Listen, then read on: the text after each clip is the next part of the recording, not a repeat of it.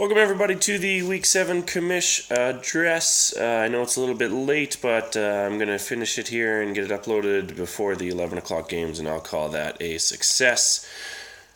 Bold predictions from last week. Number 1, San Diego, Atlanta, 7 passing TDs and 1,000 yards of total offense. That game was decently high scoring. I think it was 33-30, but it wasn't an aerial battle. There was not 7 passing TDs, and there was not 1,000 yards of total offense. Number 2, Le'Veon Bell and Matt Forte combined for 4 TDs and 300 yards. I like both their matchups this week. And Matt Forte pulled through. He had 2 TDs and 154 yards, so he did his half. Le'Veon Bell fell short. Mariota's a top 3 fantasy player this week. I figured he had a really good matchup this week for his style of play. He played well, I think, but not really well fantasy-wise. And the bonus one, Wentz throws more interceptions than he has all season. That was true. There was 5 turnovers in that Vikings and Philly game in the first 9 minutes. It was a little bit hard to watch. So hopefully my Vikes can bounce back this week. Going into I'll do something a little bit different here. I haven't made my bold predictions yet. I'm going to go straight to this NFL site and we'll do them together. Let's see, what games are we looking at here? New England, Buffalo. New England's going to steamroll them because Buffalo doesn't have Shady.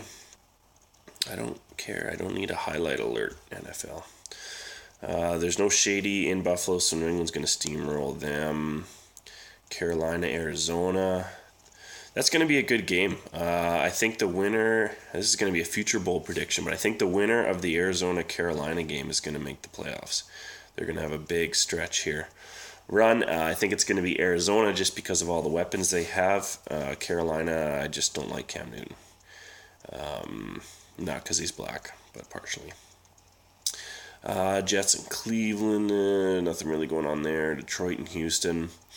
Let's go with a real bold one. Let's say Houston wins this game. I'm going to say Houston offense starts getting it going. Osweiler and Fedorowicz connect for a touchdown, and I'm going to say Lamar gets 2 touchdowns. So there's a bold prediction for you. There's number 1. Seattle, New Orleans. Seattle's going to destroy them. Oakland, Tampa Bay. That'll be a good game. Let's say Derek Carr and Winston combine for 7 passing touchdowns in that game. That's a big, bold prediction. There's number 2, San Diego, Denver. Could we see another upset there? Could San Diego upset Denver again? That would be very interesting. Very interesting. But I'm going to have to go. I think my Vikes can beat Chicago. If they can't, I'm a little bit concerned. But I really like to see Green Bay lose. So I'm going to say Devontae Freeman. Tevin Coleman's out this week. So Devontae Freeman, I think he's going to go for, let's go 180 all-purpose and 2 TDs. There's your bold prediction number 3. Let's go into the matchups for last week. You guys can hold me accountable on those because I didn't write them down. I can't even remember. So let's go into the matchups. Number 1, I got stomped by Killjoys, 148-115, dropping me to 3 and 4. Just pulling up all the players here, including the bench. Seattle defense came up big against Arizona with 24 points. Randall Cobb had a big game. He started off slow, I think, in that one, but he ended up with 11 catches for 95 yards and a touchdown, so he actually looked like the possession receiver he's supposed to be. CJ Anderson did get 16 points, but he got injured in the game, replaced by Devontae Booker, and CJ is supposed to be out for 4 weeks, I believe. The reports are hit or miss on that one. In the loss, I had a decent day again from Golden Tate, who has been good since I acquired him from Jesse. Landry, another 14.8 points, kind of week to week for him. Jameis Winston had an okay day, but nobody stood out on my team. I had to put in Jesse James from Pittsburgh at tight end. He got me 3.8 points. And Tevin Coleman got injured there towards the end of the game, so he only got me 14. So I did have Brandon LaFell on the bench getting me 18 points. And Brian Quick on the bench getting me 13 points.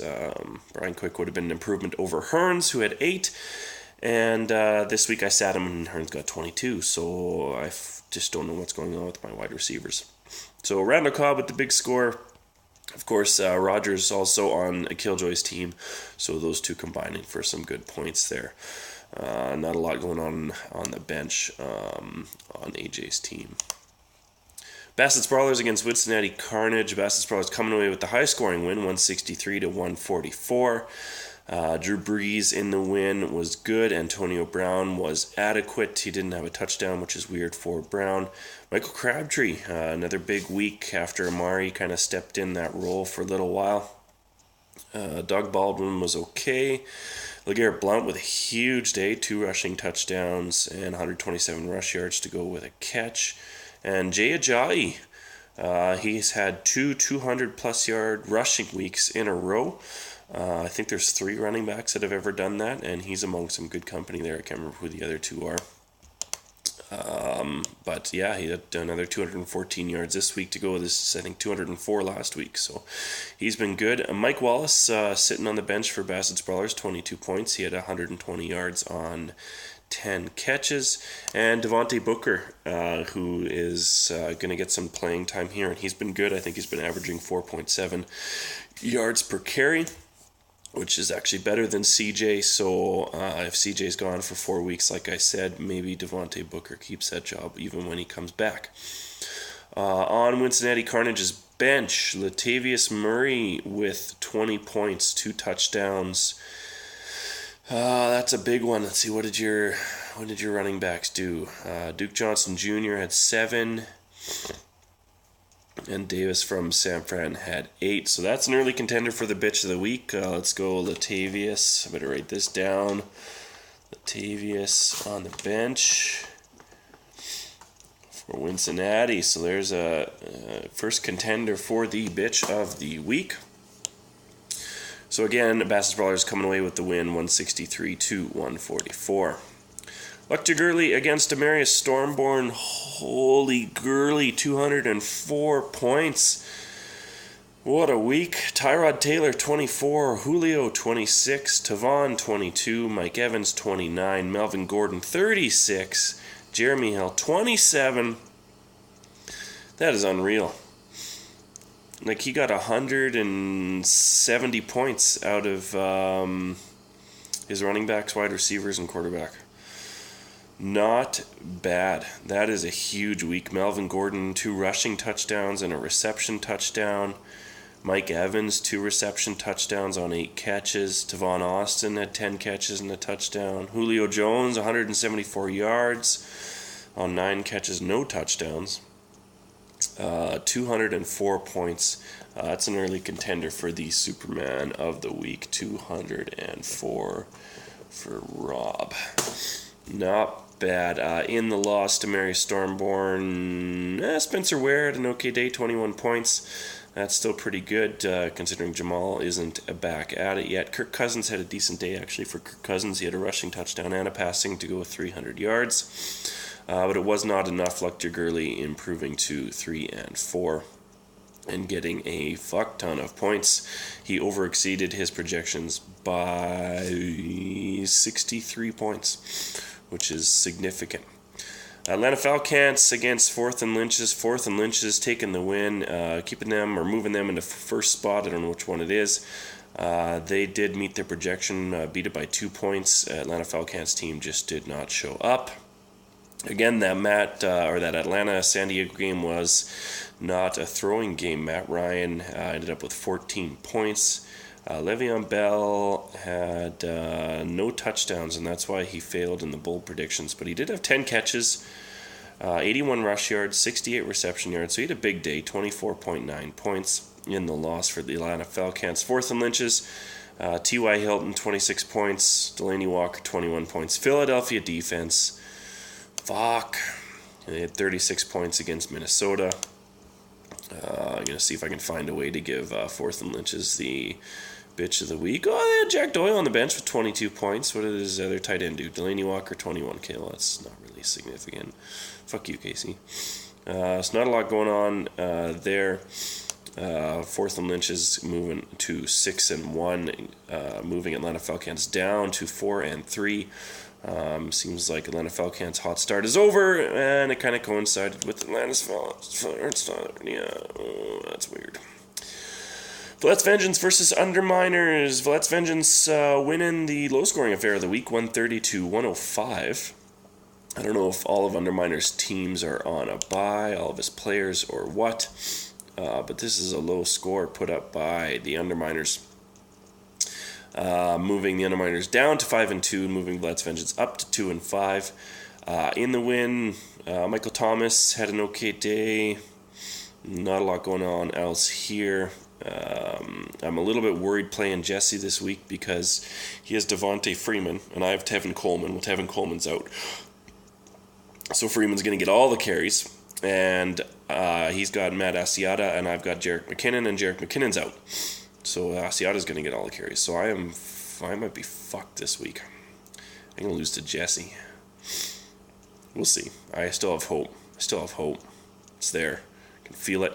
Not a lot going in on the Underminers team. He had no performers over 19 points. 18.8 from Brandon Cooks was the highest. Eli Manning had 7 points. Tom Brady had 18. So, last matchup of last week, waiver wire against Brown Dragons. Brown Dragons coming away with the win, 164-105. Nick is just not having any luck in the loss. Nothing really going on that team. Mark Ingram finally got a touchdown for Nick. I think he did get his first touchdown last week, but he was on the bench.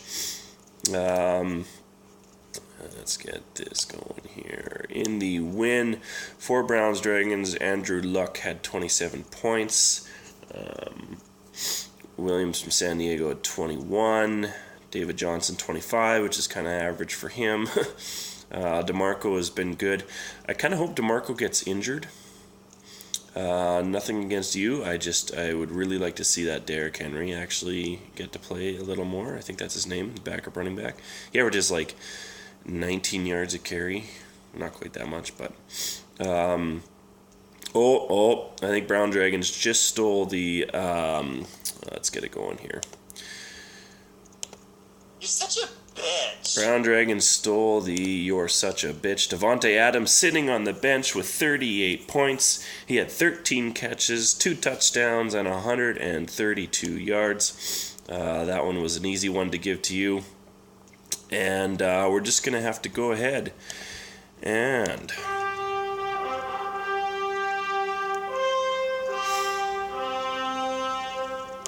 going to Rob. We'll finish it off here. Rob is the Superman of the week for putting up 204 legitimate points. Not bad, Rob. That's the wrap-up from last week. I can't remember what my bold predictions are. Houston offense takes off.